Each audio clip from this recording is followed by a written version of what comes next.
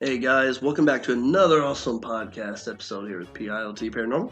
Got myself Schuler, Jordan, Nate, and Ryan tonight. Sadly, Haley is not with us tonight, but that's all right. I know we were talking on our last episode that we tried to have everyone here, but things do come up, so that's all right. Well, I guess my phone dingling off. I guess I need to turn down that volume. So, with that said, we left off with our last podcast that we were going to have a investigation coming up the following week, which things turned out not to work so well. And that's all right, because residentials can be kind of weird, because you're dealing with people's personal lives and their homes. And, things don't always work out, but that's okay. So we're going to try to move forward with, new residentials, or just have to wait till winter ends so we can go out and do our public stuff and possibly get some private locations or something. But, let's see. So we were talking about cults and occults our last episode. And with the four of us tonight, I think this round we're going to talk about paranormal investigations as a team. Obviously, for those of you that know our team a little bit, we started, our team in 2011. And Jordan and myself are the only originals from that time up until now. And Nate and Ryan, Nate came on in 2017. Ryan came on in 2018, and obviously a lot has changed in the past, 8 years. It's been a while. I'd also like to apologize in advance if I sound a little weird. I do have a little sinus infection going on, and everybody else, they're telling me it's another disease, especially Nate. He's got his hazmat mask on right now. I'm just kidding. But no one's been infected yet, but it's cold here in Indiana and it's terrible, and it finally hit me really good, so I'm gonna have to go home and take some silver and gold water that Nate's prescribed to me and get some gold water? Not gold, but silver. I just wanted to say silver and gold because I thought it'd be cool. Zinc, it's on the periodic table. Nate told me that part too, but anyways, back to the fun stuff. So without me talking about my sinuses anymore, Jordan and I, we were with the team back in 2011. Obviously, I founded it, and Jordan was there, helped me out a little bit with the... Did you hear that? That's fine. We're not starting over. No, it's all right. We can start all the way over. No. I'm kidding. No, okay, hang on. We got this. Founded it. Founded it. I founded it. So, obviously, in 2011, Jordan and I, we were part of the original founding members. And the members that were with us at the time, they're no longer with us. And so a lot's changed. Members have changed, gear has changed, technique has changed. And with today's topic, paranormal investigating, it can be, simple to some folk, but to others it's like, what do you do? How do you go about doing it? How do you even learn to do it? How do you get the guts to do it? And I'm going to let Jordan chime in with me on this first part because, he was there with me in 2011. And then we'll jump to Nate and Ryan from their experiences and what they expected and how things have changed in the past couple of years. But 2011, Jordan and I, we had a lot of simple stuff. We had simple digital codec cameras, camcorders, MP3 player, $20 LED flashlights. I mean, it was simple stuff you could get from Walmart. It wasn't anything fantastic, but the fact remains that we still got stuff. We experienced some really weird phenomenon, and we were able to capture some of the stuff on the technology that we had. And obviously now, 2019, a lot's changed. We have better gear and equipment, more advanced audio and video, and we can see things that we saw back in 2011, but just to a higher degree, I think. Mm-hmm. But Jordan, from 2011 to 2014, that was like our amateur years where we had kind of crappy gear. We were discombobulated. We weren't organized. Even our website and Facebook wasn't really all that well maintained. But from those years, what would you say was the most crucial thing for us to have done as a team to get where we're at now? What did we do from those years that have benefited us to where we're at now? Pretty much just staying consistent in what we've been doing in terms of, investigating and whatnot. I say just pretty much that, in all honesty, just keeping with it. And obviously not stopping. I mean, I know we took that break in between 2014, 2013. It was from 2014 to Mhm. 2016. Mm-hmm. Yeah, it was like 2 years. Yeah, I'd say that's pretty much it. It's just consistency is the key. You know, it even got to a point, like you're saying, like we didn't do anything for a Mhm. while. We literally broke the team apart. We stopped consistency. We stopped everything. Mhm. You know, a lot of our old gear broke, or you know, it just didn't do what we thought we needed at the time. So that kind of disencouraged us. We lost members. We got jobs. Our schedules changed. People moved. So it just kind of broke apart. So it's like, okay, maybe we're not supposed to do this anymore. Mhm. And you know, come up to 2016, I was able to get in touch with an old friend, Rex. You remember Rex? And Rex Cochran. And when he came back to the States, he wanted to go back to investigating. And I'm like, well, we don't have any gear. We don't have any people. He was like, no, it's cool, man. Let's just do it for old time's sakes. Because he came, you remember him coming on Mhm. as a guest and helping out with the team. And he had helped, and he wanted to reestablish the team. And he motivated me to get a new website, to update the Facebook page. Basically, a whole new development. Yeah, a whole new development, and that goes back Which you into did. being consistent. That's when I contacted you again, like, Jordan, do you want to help us And do we had this? to, we have to pretty much like, get with the times and whatnot, really study up on the materials in which we needed to get for a paranormal investigation again. Obviously not using camcorders, LED lights, and, whatever materials we was using at the time. Because you see people on, television shows like Ghost Adventures or Paranormal Lockdown. Yeah, I Paranormal believe. Lockdown. You see the equipment that they Paranormal use. State. Mhm. Yeah. You see the materials that they use, and we pretty much had to, do what they do. I mean, obviously we can't afford most of it. I mean, it would be nice having a night vision camera or thermal goggles, but I mean, you make a good point. You know, Mhm. when you watch those shows, you do want to kind of compare yourself a little bit to Mhm. them. But we don't really want to be exactly like them. We want to be diverse in our own way. right. And I think from 2011 to 2014, everything that we went through with the crappy gear that we had and Mainly the yeah. basic techniques that we went by, it wasn't like what you saw on Hollywood TV, but we still were able to capture weird phenomena. I don't want to say paranormal or ghostly because maybe we didn't, but we got things that weren't natural everyday occurrences. You gotta keep in consideration too, like, Yeah. we was young at the time, like 16, 17 years old. Yeah. So I mean, we were still our in high school. Yeah, like our finances were, not where we needed them to be, but, we utilized everything that was pretty much in our possession at the time, so. Yeah. Yeah, I mean, a lot's changed and it's still changing even now. And whether or not it's getting better equipment, I mean, it's great to get new technology, test out new things. But to go back and get like old camcorders, use an MP3 player instead of a digital voice recorder, sometimes it's really interesting to be able to test things that you started with to things that you're using now and still getting, the same stuff that you would get with your new equipment. Except or the quality's getting better. the quality's just, it's just, more different and advanced, but, it's like the old saying, never forget where you came from, Exactly. pretty much.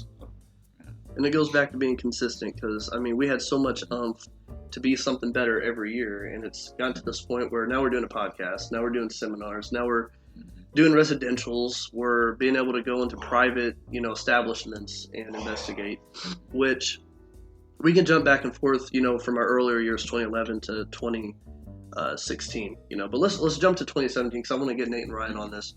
Nate, when we met you in 2017, what did you expect from us as a paranormal team? I mean, you didn't know us as friends. You didn't know us as even members of a team. You weren't a part of the team. When you first met us, what did you kind of get from us as a paranormal team? Like, did you have any expectations? Did you have any, questions about the techniques that we used? Well, I think that, when I kind of assumed that you would have, a full-on team come at first. Yeah. But then when we officially met, it was just you and Ryan at the time. Yeah, it was. And not our current Ryan. Yeah, not our current Ryan. No, We had another Ryan. Ryan Brunn. Yeah. So it was a little bit different.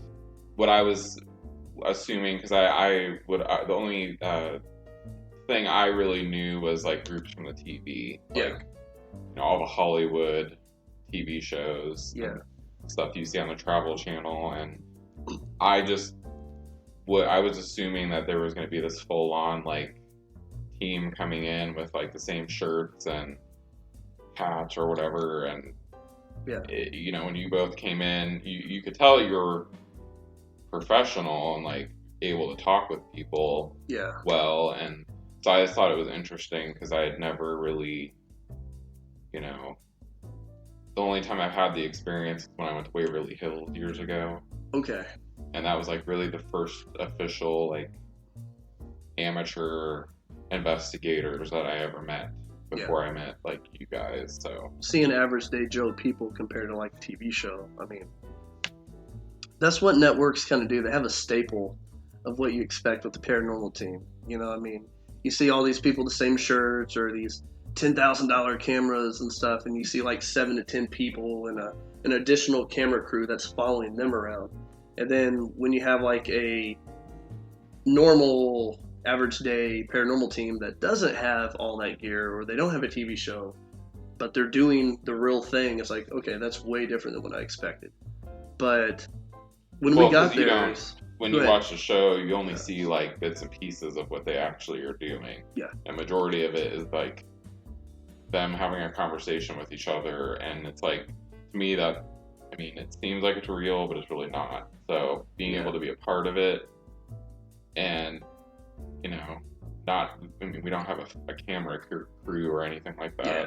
So it's just, we kind of are the camera crew. Yeah. Like, it's not, I think people think that it's more than what it They expect more than what real paranormal teams are. Yeah. I mean, you don't see too many paranormal teams like normal unless you go to YouTube.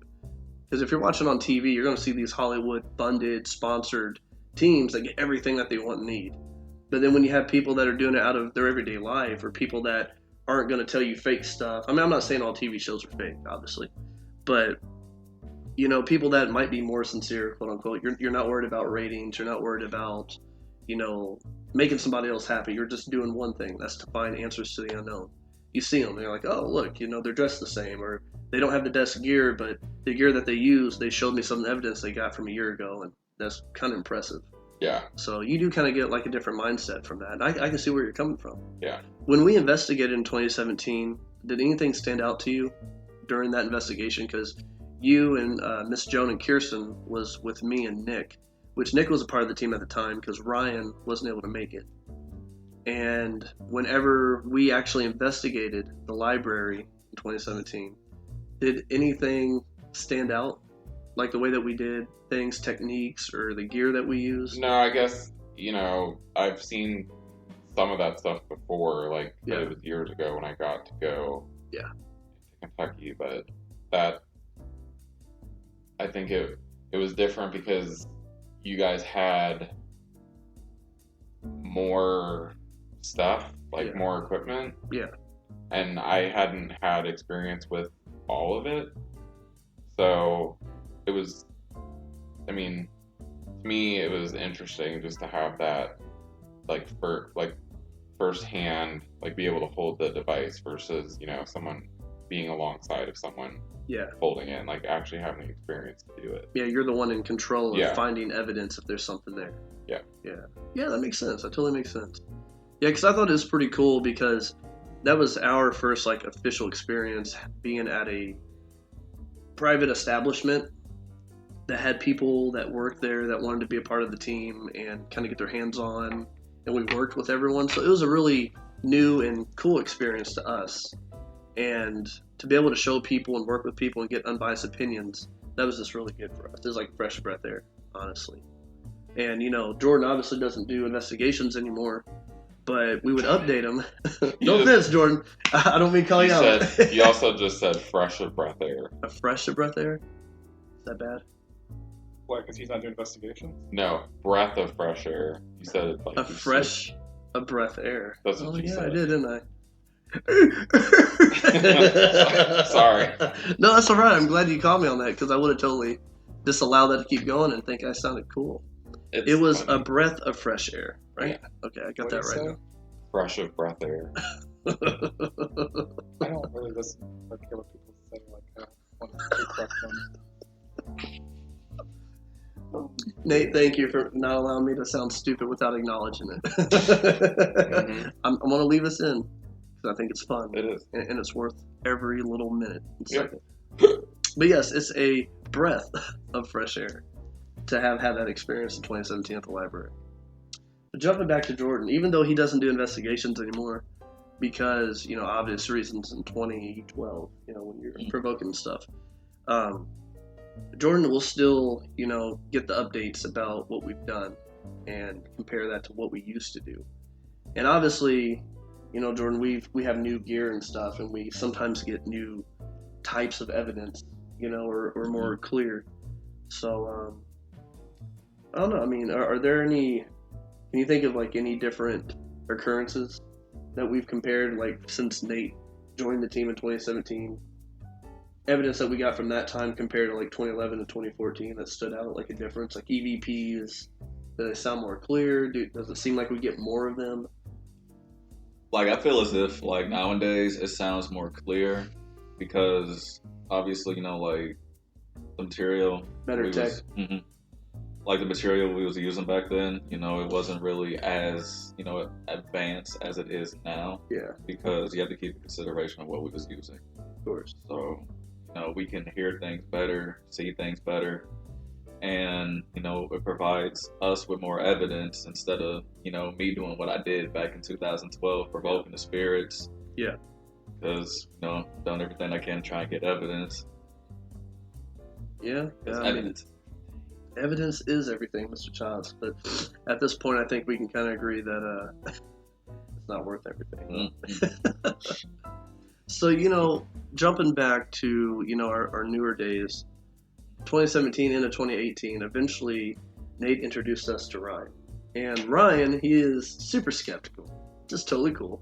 It helps us. I will say that in every podcast, talk to every person that I do, say that his skepticism really helps our understanding of the paranormal and possibly getting the correct answers. Because having someone super skeptical can really eliminate, false alarms, or if something's really happening and then Ryan's like, I don't know what the hell that is. There's nothing logical to it. It's like, okay, well, maybe we can start really thinking outside the box.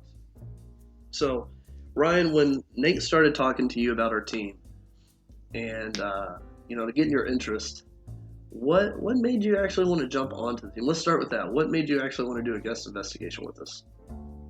No, I mean, I always thought the paranormal was interesting. So, I mean, to do an investigation, I thought it'd be kind of cool just to see what's it like, because of course it's going to be different than what you see on TV. Oh yeah. So you just want to get the first experience at it. See what it's like compared to that. Yeah, basically see what it's like, what it takes, what goes on. So when you did join us, and your first investigation was at the Tunnelton Tunnel in Bedford, when you did the investigation with us, were there any expectations that you had that were met or that weren't met? Nothing was met. Nothing was met. I mean, I probably got the lung disease because somebody didn't tell us we should have a mask because it was dusty. Hey, I am just saying that was not dust. That was like some type of mist fog, and I don't know where it came from. And from the other it's dust. It came from we're breathing in the mass graves that were coal. I'm just saying though, the last two times that I had been there, we had never encountered that mist before. When you walk on the coal, though, that extra coal that's fallen off the train, So you think a train may have came through? No, I just think that when you walk on it, trains still go through it. Yeah. I don't think it was caused by a train. You don't think so? No, I just think that when we were walking in there, we were making. Plus, it's humid. But it was in there before we got. And it was humid. It was there, but then it was gone, but then it came back. But it was humid though. And it was already there before we went in there. Remember? We were walking into it. I pictured. I remember. I don't know. I'm just gonna say it was ghost ectoplasm farts or something, but I don't know. No, I mean, we've been there twice before you guys came on, and I'd never seen that mist fog before. Yeah, and it was during the summertime too, and fall. Both but it might be. Yeah, but I'm thinking it's more of the atmosphere. Yeah. That if it's so humid and it's cold in there, it's going to create something. That is true. Yeah, I don't feel like it was really anything paranormal, for sure. I think it was a natural phenomenon, and it was just hot outside, cooler inside, and it was the perfect temperature to make that. Because like you said, when we went in the first time, it was coming through. And then we came back, it was gone. And then the second time that we went through, it came back again. So it's like it came and went. So. Yeah. But your expectations. Did you have any? I didn't. When I went in, I was trying to be more like professional. Not saying you guys. I mean, you guys are professional too, but be like more, kind of know like what I'm like doing a little bit, but and then trying to take and like try to do some investigation, not just like sit there and watch you guys, but like try to do it or like take charge of some of this. Yeah, like I think. When you say you're trying to like plug and play what you see on TV, but do what you wouldn't see on TV in real life, because obviously real life is way different than TV, and you kind of have to make decisions. I think most of the stuff on TV is more going to be staged. Yeah. To where like they're preparing for what they're preparing what they're going to do and say, and it's staged where we're just going on with it. Yes. Yeah. Going Not with saying the limb. most of it's staged, but it just seems more of it's a little bit staged. Yeah. Just to fill in time. Of course. You know what I mean? Yeah. They have to meet a certain like duration or whatever, but we're just kind of going out there doing what we can with what we got. Yeah. Gotcha. All right. So what about the so that's your expectations in general. What about your expectations with like gear? Did the equipment that you use, did you expect to know how to use it? Did you find any weird things about it? I expected for the EMF readers to work. Yeah.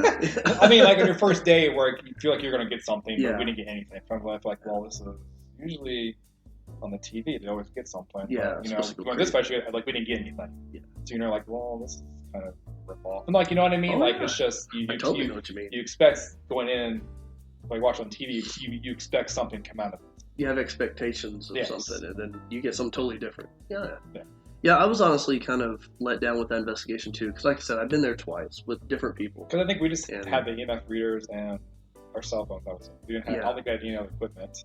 I mean, Nina was part of the team, and she was more of a sensitive, and she said she picked up stuff, but but I don't think we had like any more other equipment that we probably could have used, or I don't know what.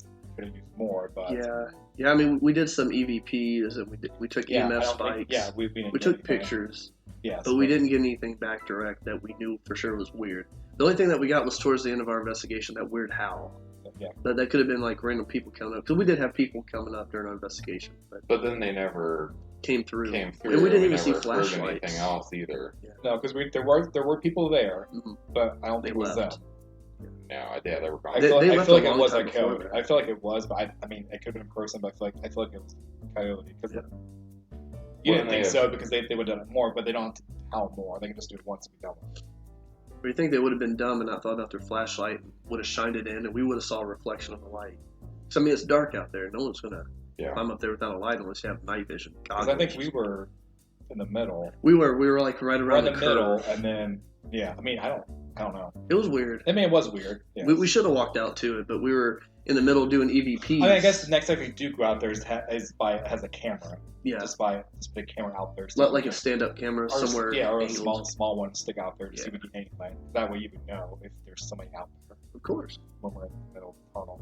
Oh, yeah. You know what I mean? This is good discussion. I mean, we're going back like a year and a half. And it makes sense, to think about these things. So if we do go back for a second round for all of us, it might better something for us. But then again, if we feel like it's not worth our time, I mean, maybe we'll get a similar location and we'll know what to do at that location compared to our previous. Like, well, we didn't do this, and this is a tunnel too. Let's set up a camera before we go in. And I think what our team does well is, you see most of the TV shows, they go to the same places. One team investigates the same place, but next year some other team does the same place. Yeah. We might do the same place, but then we also research for other types of locations where it might, I never heard of being investigated before, or it might be investigated a long time ago, but nobody's talked about it since. Exactly. So I think we try to find investigations where people don't, or places where people don't go, the other investigators don't go to. Yeah. Or they're more like myths and stuff. We'll look at that, so just find somebody that's haunted and then go. That's exactly right, too, right? Because I noticed something that we had, like a pattern for last year. A lot of the locations that we were finding seemed to be, obviously abandoned, but there wasn't much history to it. Obviously there's a bridge, or obviously there's a train track. But other than the little ghost story about a woman dying or a man, being hung or something, there's literally no documentation. So the only way that we could go in is, try to find something is by investigating. We couldn't go to a library and find something, or no pictures. And like you said, maybe a team did it back in the 90s. but nothing's happened since. Yep. But that is an interesting way to look at it, and especially moving forward in 2019, that could help us try to pick new locations. Yeah, because we researched, and I think we have more locations that we probably wouldn't have looked at. Exactly. We didn't dig more in depth and find more books and stuff to find locations and stuff. The last Unseen Press book had Spooklight Hill in it. Did it really?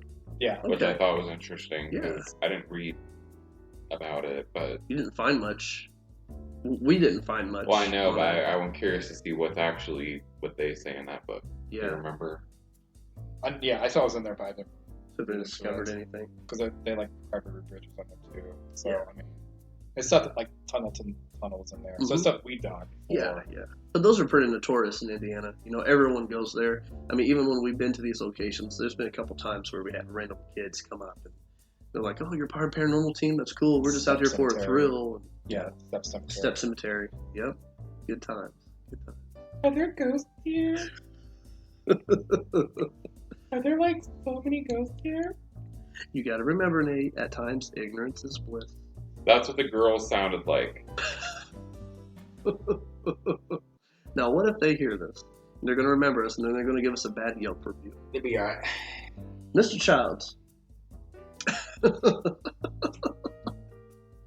Anyways, some people, they get a little ecstatic and excited, and they're used to TV shows, but when they see people in real life, they're like, "Oh, this is real.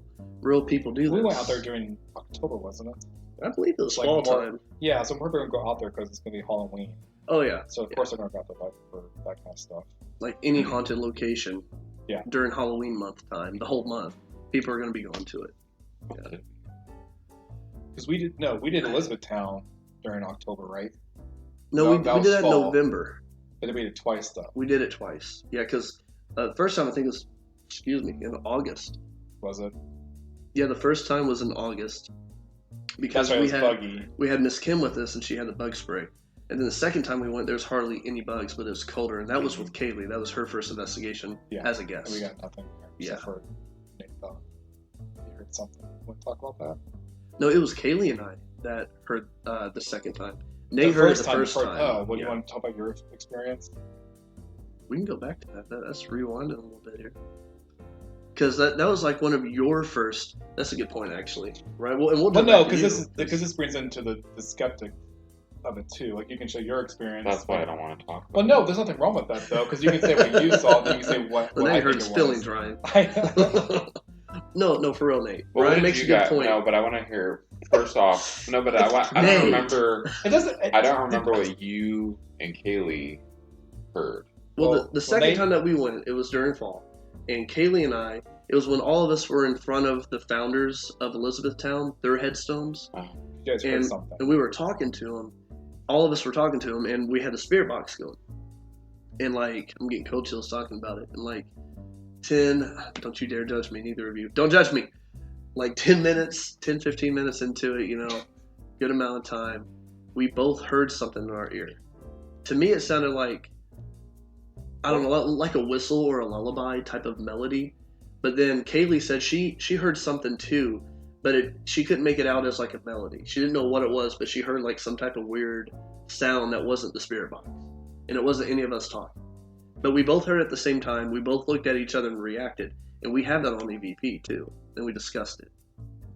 So, and that was really... on EVP or just you didn't catch it? No, us reacting to the sound. I don't know. I can't recall if the sound's on the EVP itself. It's been a while. There's a lot of EVPs, Ryan. I'm sure it's in a dumping somewhere. It's in the archives, okay? I would go through and just listen to it, though. Yeah. Before you even do anything. Well, no, because you had it on the tombstone, right? We had the set the. You didn't have one. Okay, so but I held the DVR close to us, and we both reacted at the same time, and we both spoke aloud. I'm like, Kaylee, did you hear something? She's like, yeah, did you? And I'm like, yeah, I heard like a melody or a lullaby in my ear.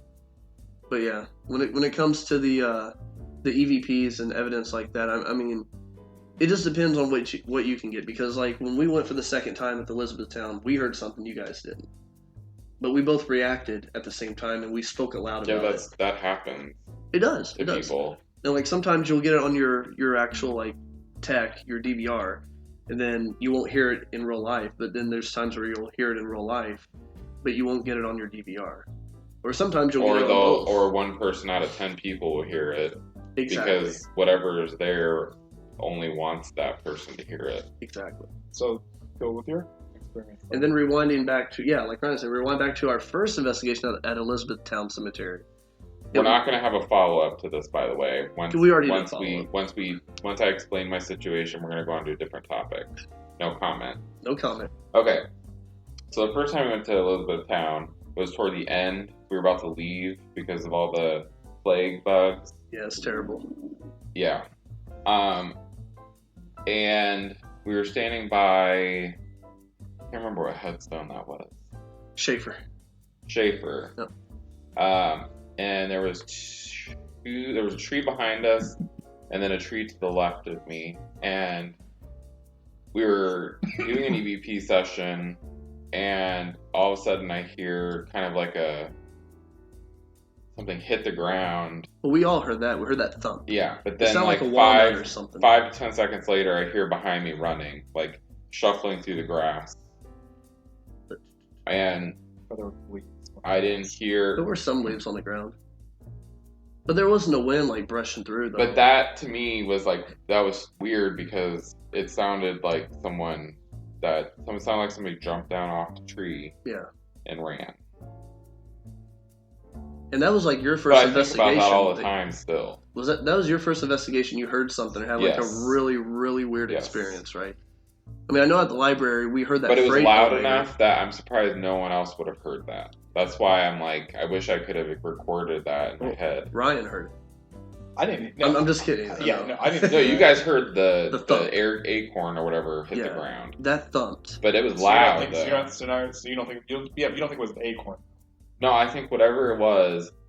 When it fell, the acorn fell with it. So you're thinking that the spirit threw the acorn to get our attention somewhere else, and then possibly ran away. We don't know. See, my thought process was the acorn fell because whatever it was, when it shifted from the tree, if it wasn't the tree, it fell down. It was a butternut. You think a butternut? Yeah. They're like those heavy. That's a butternut. Okay. Yeah. Tree. Yeah. So that's why the acorn. But that's why, I didn't want to believe I heard that. I know, yeah. And that's why I was like, I wish we would have caught that. Well, which it could be something on those EVPs though, because we were doing an EVP session at the time. I remember listening to it live because we played it back, and we heard your reaction. No. You weren't recording? I thought you were recording. We need to amplify that. Or I was. Something. Because that was. I don't know. I don't remember. That's I don't know if I was recording. I know I see in video. That was loud. You could. I mean, I heard it from this ear. Yeah. Yeah, because that's the ear where the acorn thing. And then I heard right behind me, running through the grass, and that's why I stopped for a second and said, "Did you all hear that?" Yeah. We didn't hear the second part. We didn't hear the shuffling of something moving. It sounded like somebody running away through long grass. See, my idea is if you heard what you heard, it was an entity. It fell from the tree, and as it fell, it shifted that butternut, and that fell with its weight. And then that's when it took off running. That's why I was like, maybe something was there watching, and then went away. Ran away. It was a kid or something, I don't know. I mean, there was physically nothing there, because we had our flashlights on, so we knew that. But you're the only one that heard it. I didn't hear it. Ryan didn't hear it. Miss Kim didn't hear it. I can hear it in my head now, still, because you can keep those. It attached to you that much. Yeah. But that's why I'm like, I wish I knew. I wish I would have had something recording. I had my DVR, but I think I was the only one recording at the time. Wasn't I? I swear you were taking a video. Or I was taking a video. No. We both were. We were both taking I a was video. just standing there and listening, and then... Be nice to Nate, Ryan. Anyway, that's Nate my story. works really hard. That's my story. That was your first investigation that you really experienced something. Ryan is just making everyone uncomfortable over here tonight, and he's making it loud. See what I mean? You see what we have to do? So, I remember you saying from the library that you heard the freight elevator sound with us. Comparing that to the Elizabethtown experience, those are like your only two weird experiences you have, right? Yeah. And comparing the two, the Elizabethtown one stands out more than the elevator. Yeah. Yeah, because it seemed like it was what it seemed. Why? I guess is what I'm trying Because to ask. it sounded like somebody running behind me. You Like think it's they were more running intelligent? away. Like it didn't sound like an animal. It Yeah. sounded like there's a difference between trotting through the grass Yeah. versus Bipedal. shoes. That's what it sounded like. See, my thing is I would probably believe more into the library because you actually have. There's actually recording of it. But sometimes you don't always capture No, things. we did. I know Yeah. we don't, but I'm just saying that we actually have recording. Things can manipulate you recording it. Like sometimes things just don't want you to record it. Get a corrupted file, or Yeah. you won't hear anything. Oh yeah. I see where Ryan's coming from though, because we have both investigations, both times, 2 different years. We got that freight elevator, and it's really weird. I mean, It sounds the same. The one thing you do is go back to Elizabethtown for a 3rd time, and just to see if you. I mean, we need to get something more stuff. I mean, it's weird because the dowsing rods seem like it kept us in that same area though. It never went anywhere different. They seem to be only Well, active there's by a the shaper. limestone. It was windy that night, remember? Yeah. But there's that limestone. Remember? Are we for sure there's limestone underneath? Doesn't dowsing rods be attracted to certain Natural stones? resource it can. Water, Yeah, limestone. Water, yeah. metal. So most of this are limestone. So Yeah. it's going to take you back to that one It could. that was Yeah. that we thought was limestone.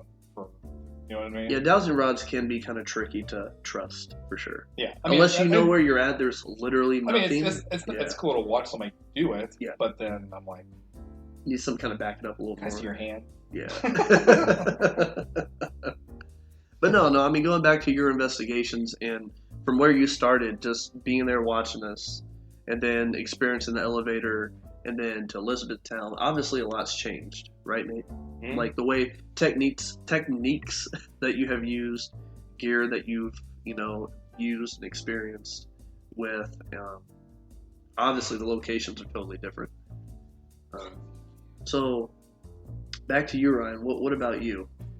With your locations. Well, not just the gear, but like what would you say your best location is? That's an investigation that you feel that something could have been potentially not natural. At Monroe House. The Monroe, yeah, Because we Monroe got the- mystery house. Yeah, because we got the spirit box, and then we asked that question. Are you talking about upstairs on Yes. the 2nd floor? Okay. But, I mean, we didn't get it recorded, unfortunately, but I mean, because we got an answer back. Yeah. So I mean, that's the first I thought. You know what I mean? That was there. So It did seem weird because, like, obviously, I didn't expect for us to get anything. We hadn't gotten anything all night. And we're starting the spirit box for the first time. That was like our first spirit box that we had done for the night. And I'm just asking random questions, do you believe in God or our Lord Jesus Christ? And not 5 seconds into that, after I ask the questions, Ryan's over by the spirit box and it says no, instantly. That seemed intelligent. That was super, super coincidental, ironic, I guess. But what I don't get is even like 10 minutes into it, we kept asking questions. You did, I did, all sorts of stuff. We didn't even get a random answer like Charles or yes or dead or anything. It was just static. It was nothing. yeah, I mean, I don't know. I don't know if we were asking the right questions or if. Yeah, I don't know. Yeah, it was. It was kind of different. It was interesting to say the least. But I'm glad that you can at least say there was something that stood out, from your time on the team. I mean, because that's the only thing That's we heard different. about. That's the only thing we got was from upstairs. Yeah. We didn't get anything else throughout the house. We didn't, not even in the We basement. got nothing at all. Yeah. Nothing. Super weird. So, with that, Jordan, obviously, you've had a lot of experience. I didn't mean to keep you in the dark there for a while, but from your experiences, what would you say stood out to you the most? First off, what was your best piece of equipment that you used during your time as a paranormal investigator?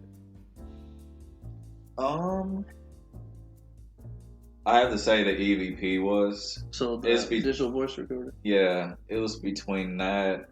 Well, no, I believe it might have been that because out of all the equipment that we had, that was one I would mainly want one in my grasp. And it was, my first time, playing with it pretty much. Yeah, So, just trying to experience it and see if it actually worked, yeah. how it worked. Because, I mean, obviously you see everything on TV, but it's just kind of handed to you. Mm-hmm. But now you're doing it yourself. Mm-hmm. And it's up to you to figure out what's real, what's not, and how to get it done, right? Yeah, it was. I don't know. It just interested me a lot. Just using it and seeing what it was able to do. Very fascinating. And that's something that you did really well too when you investigated was you got a lot of EVPs, and it just seemed like you were still enough to not move and get a lot of audio contamination, noise contamination, whatever, and you knew what questions to ask. It just seemed like you were really in tune when you did EVPs, and then when you reviewed it, you really knew what to listen for. So I mean, obviously, from your experiences and everything that you were taught and that you kind of taught yourself in the field, it really benefited you and it helped out. So that's good that you have that experience. And going forth with that, what would you say your most intriguing location was, or not just location, but the night, the investigation? What was your best experience and where? There's a whole lot. I know we had a lot of adventures at Central State Hospital, but I'm thinking about that time at Crown Hill Cemetery, where before we had left out, we had asked like one more question, and we heard that fire crackling for about 12 seconds, and we even smelt the fire, and I remember that's when it pretty much stopped. I'll never forget that night, and that one night I got borderline possessed. I don't remember it at all. All I remember is being in the car, and that night where it was me, you, and two other investigators that we used to have on the team at the time. We was pretty much getting hit with inanimate objects that night. Like it was crazy. I do recall that. That's what we call poltergeist activity, isn't it? Mm-hmm. Like just malevolent entities. And like random things being thrown at us, batteries, and that one night too. I'll never forget this either. Somebody looked as if like it looked like on the ceiling wall somebody punched through it, but there was nothing there. I do recall that. Yeah, if I remember right, honestly, it was like something was thrown upwards towards the top of the ceiling, but where that object came from, there was literally no one in that area. No one could have thrown it from afar. Mm-hmm. We were all in a circle. We saw each other where we were at. And it's like, how could anybody get up there? Yeah. Like, it really looked like somebody punched through that cell, and I was like... And it was with good force, too. Mm-hmm. It wasn't just a love tap. It was actually, backed with pressure. Something, there's a lot of force behind it. But, yeah, I remember that, too, so... I guess for you, it was a couple of investigations we did at two locations, Crown Hill Cemetery and Central State Hospital. I would have to say maybe Crown Hill Cemetery. That stood out to you the most? Because it was my first investigation. Oh, yeah. And, having that first piece of evidence happen, major piece of evidence happen, that'll definitely stick with me for a while. I know it sticks with me. I mean, that's literally our first investigation. And we were going out looking for stuff. We had no experience whatsoever, and we got something. That was just awesome. And I mean, we really didn't know what to expect. We really didn't know what to do or how to do it, but we did it. And it's like, we'll never forget that ever again. And I still have those old EVPs to this day. I mean, I know we haven't really made them public or shared them a lot other than in our stories.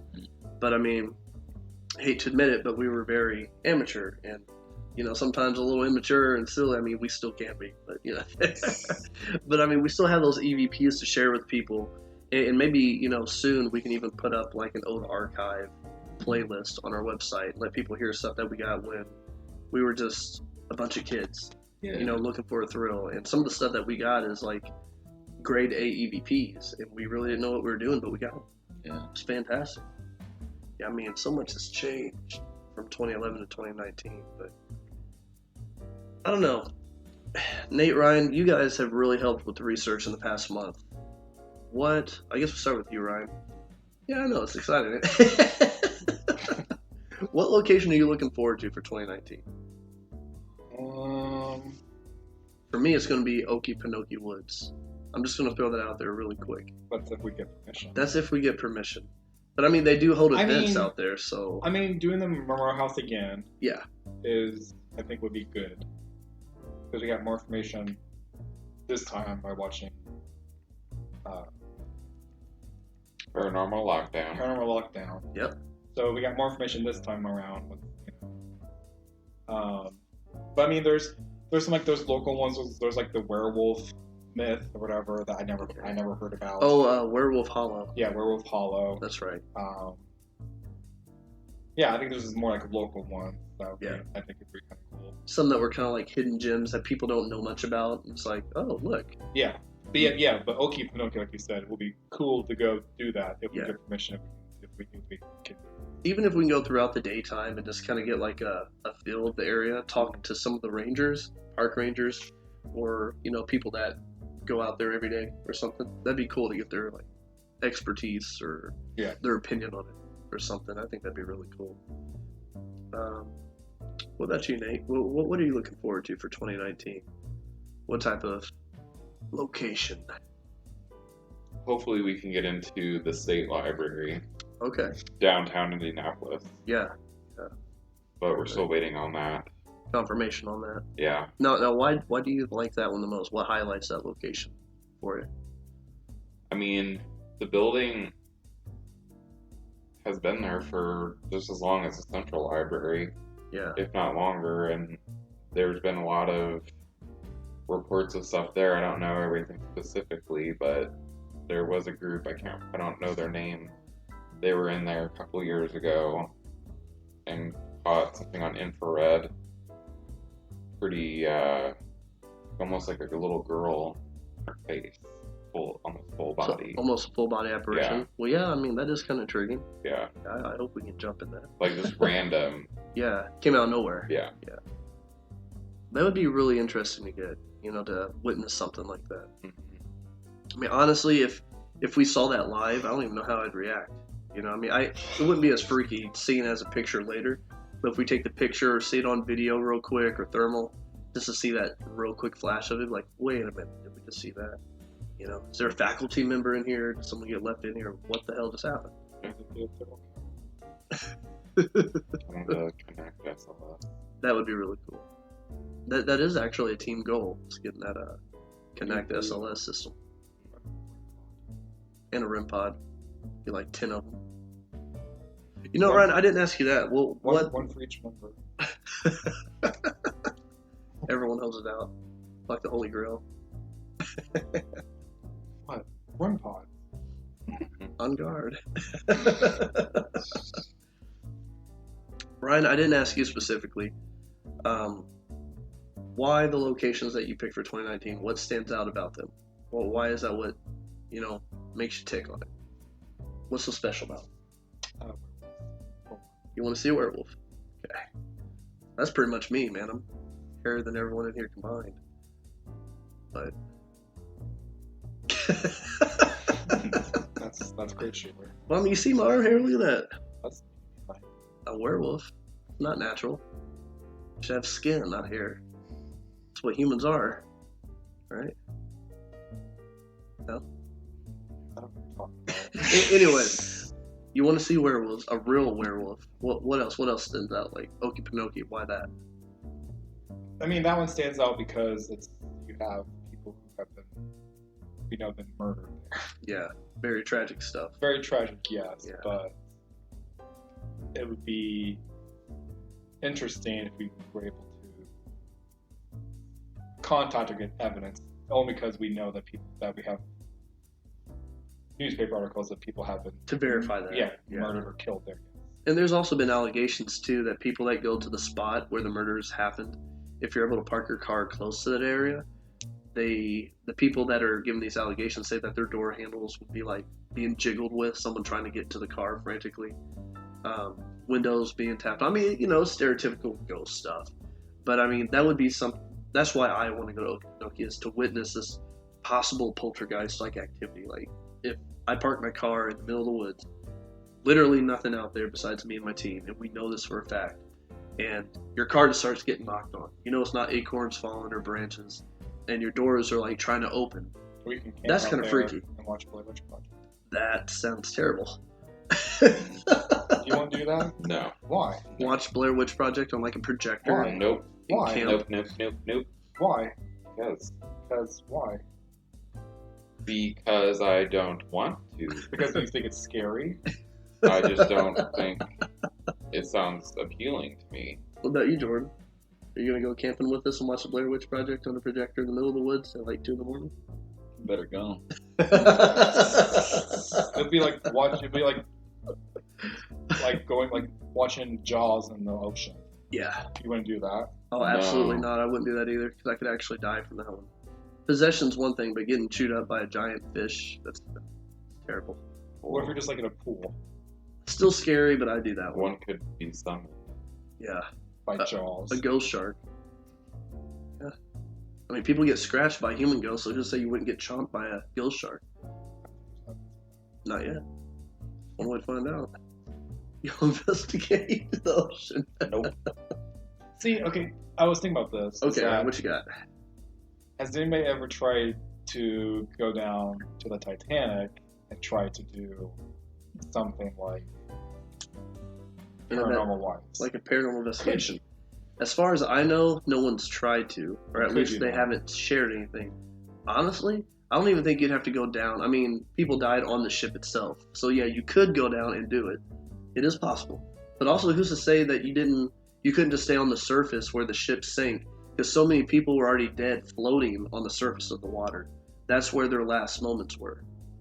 So, possibly you could just be out in the middle of the ocean and you're going to hear like splashing or people screaming. And that'd be terrifying. I mean, you're out in the middle of the Atlantic Ocean and you hear all that and you're in pitch black and there's literally nothing out there. And you know there's no sharks. I'm guessing the water's too cold. But, so, Shoot. just saying. I hate sharks. I mean, that would be something cool to try, or have Yeah. someone else try to see if that can actually work. Yeah. Or if you actually get something. I mean, it'd be It's- just like going it's an to experiment. like for Gettysburg. Yeah. Only just in the water. Exactly. Yeah, because something super tragic happened. So many people died. It was so quick, too. You know, I mean, who's to say that something would happen? That's actually really intriguing. You know? I mean, it's just having to afford to get a boat out there. What to call James? Yeah. If they'll set us up. Be kind of cool. Nick Groff for this. Yes, Nick Groff, shout out to you. Do a project with us. Nick Groff, P.I.O.T. in the Titanic investigation. 2020. If you're free, because I know you're on tour and stuff, but yeah. No, I'm just kidding. Jordan, did we talk to you yet about your favorite investigation for 2019? I don't think we have. Jordan has a pillow Jordan is a pillow right now. and a blanket. Jordan, I know you don't do investigations, but you help us research a little bit, and you give us some suggestions on what you think about. So, for 2019, what investigation do you think will be most beneficial to us, and why? Putting you on the spot. I was gonna say that Danville House, but that's not gonna happen anytime soon, is I don't believe so. Not for the moment. it? 'Cause it's like what I was thinking about with the Danville House and whatnot. All the dolls that are there, you're left there, like you're left with them at night. Who's to say, like, what if like one of the dolls were to fall off, or, you know, I know this is kind of far fetched. I'm not trying to sound, skeptical or anything, but what if like a spirit possessed like one of the dolls, and That's actually the idea, is that some of those dolls are possessed. That's why that Danville house is haunted. Well, then the scratches that are on that one woman's back, you don't know where they came from. yeah, the owner. Could have been from one of the dolls. Could be from a spirit that you don't know if that's there, but is. Well, it's also that there's people that passed away in the house, and that's why it's haunted too. And then So the land, the house, and the dolls are possible factors of why it's haunted. I think that would be a beneficial investigation. In all honesty, out of all the investigations that you guys are gonna have this year? I mean, Because you already got enough information, and the people that live there, there's evidence of stuff happening because it's happened to them. Yeah. So there is if some you were to- documentation on it. So if you were to record everything, get all the evidence, of which I know you will, then burn the money, $1 million. We better get it. Nick Rob, you're listening. We need a loan. Tired of living in poverty. Tell how you really feel, Mr. Childs. I tried. But no, for real, I know what you mean on that, Jordan, and I agree with you on that because this location is kind of unique with the dolls. I mean, obviously, there's a lot of locations in the world that have possessed or, items with attachments to it. But for us in Indiana, this is like our first verified, location where there's items that are known to have attachments. So if we are able, I mean, it's not a for sure that we won't, but if we are able to come out during early spring, late spring, early summer, who's to say that, once we go there, that something will happen, with or without the dolls there, we're going to get some type of answer, but hopefully that will work out because that would be a really unique location. To bring it in a spirit box, out of all the spirits or demons that might reside in the house, you'll definitely get evidence that has something to do with that. Yeah. I do have to agree on that. I mean, it would be a unique experience. And I mean, to be able to test out different gear and be in that environment. And then, what could be done too is like putting a hidden camera where like the dolls are, seeing if one of them will move. Yep. And commanding one of the spirits if they were to possess it or make noise in that room. That would be a good approach to it because I don't know. There's just something about that home when we went to go visit the owners. There's something off about it. But hopefully we can because that would be a good idea to try to get some evidence. I think that'd be a nice take on, Another interesting thing too is, they got a parrot that lives there. You know how parrots have a tendency to like repeat things? Yeah. What if it's repeating things that, the spirits could be saying? No, that would be really interesting. I never thought about that. However, that bird is very loud, like Ryan just said. It's a screamer. It hurts the ears really bad. It could be the pain and torment that it could be the pain and torment that the spirits dealt with in their human lives before they passed away. That's very true. That's very true. All right, so going off with what Jordan was talking about with that location, I can see that the Danville house would be a really good location. So fingers crossed that we can actually do that. But the only thing that I don't think I really covered was the piece of equipment that I like to use a lot, which I've used a grayscale night vision camera, and I think it worked it works good in like close quarter locations, but if you're in a hospital, mental institution like I was with that, it doesn't work the best. But when it comes to it, night vision cameras are my ultimate favorite because I just like the feeling of being in a dark environment, what the alleged spirits are used to being in all the time now. So being in their environment in the dark, but being able to see, I feel like that's the best possible way to get something because there's no flashlights, there's no foreign, change to where they're going to be kind of freaked out other than you being there with your night vision camera. But that's why I like to use that because being in the dark, it's their natural environment and you're just there to observe. So that's my 50 cents on the gear. But I think we pretty much covered a lot for tonight. We talked for a good while. I know I talked a lot. I like doing that. I should get paid for it. If you would like to donate to our PayPal and Patreon. No, I'm just kidding. Make sure it's awesome. But no, we've had a really good night tonight with this podcast. I'm glad that you guys got to chime in a little bit. I mean, it's nice to go back to the roots and just talk about paranormal basics, pretty much, and it's nice to be able to go and look back when you first started to where you're at now with gear, techniques, location, how things have changed. So I'm actually happy that we covered this, basic information to some that might be pretty advanced and they like it, but whatever. Good stuff either way. We hope all our listeners out there, you're enjoying our podcast. They're pretty simple, down to earth, laid back, nothing too serious. We hope not. But everything that we talk about is strictly opinionated, and They are based off from our experiences. So try not to get too upset or think that we're trying to tell you what to do, because we're not. We don't roll that way. But maybe Nate, sometimes Ryan, depending on the day of the week. But never Jordan, because Jordan's real laid back. I'm kidding. But no, just know that everything we talk about is strictly just open talk. But if any of you out there that are listening would like to be on our podcast or know of someone that would, we'd love to have guest speakers. Obviously, we're going to jump back and forth between having guests on to talk, to us about their experiences, about their opinions, and techniques and methods if they're an investigator, scientist, or whatever it is that they do or like.